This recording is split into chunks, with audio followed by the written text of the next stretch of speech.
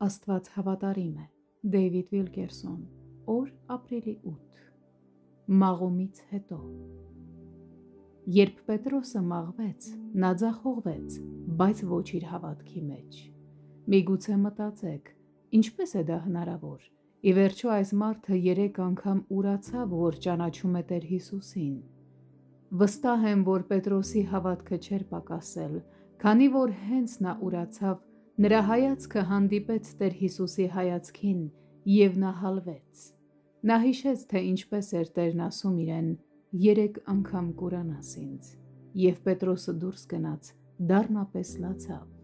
Ղուկաս 22:61-62 խոսքեր։ Նա դառնորեն լացավ, հունարենում իրականում նշանակում է նա բացականչեց ծակող կատաղի ճիչով։ Պատկերացնում եմ, որ Պետրոսը քայլում է դեպի Հուդայի բլուրները, երեսի վրա ընկնելով ձեռքերը պարզած դառնորեն կանչում. «Ով Հայր, նա ճիշտ էր, ես չլսեցի, ներիր ինձ Տեր, ես սիրում եմ նրան»։ Ասես տեսնում եմ Պետրոսին, թե ինչպես կանգնեց այնտեղ և Աստծո հոգին հոսելով նրա միջով, նա ձեռքերը դեպի երկինք բարձրացրած գոռում է. «Եդս անցիր Սատանա, այո, ես ուրացա նրան, բայց ես շարունակ սիրում եմ նրան։ Նա փաստացիորեն խոստացել է, նա մարգարեացել է, որ ես կդառնամ և կզորացնեմ իմ եղբայրներին և կլինեմ այն քարը»։ Իսկապես, Պետրոսն առաջինը վազեց և մտավ գերեզման, երբ աշակերտներին ասացին, որ Հիսուսը հարություն է առել մեռելներից։ Նա կանգնած երկրպագում էր այնտեղ, երբ Տեր Հիսուսը համբարձվեց իր փառքի մեջ, և նա կանգնեց ինչպես Աստծո խոսնակ Պենտեկոստեի օրը։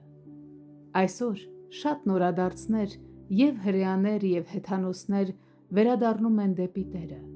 Որտե՞ղ նրանք ուժ կգտնեն գալիք դժվարին ժամանակներում։ Վերադարձող մաղված սրբերի մեջ,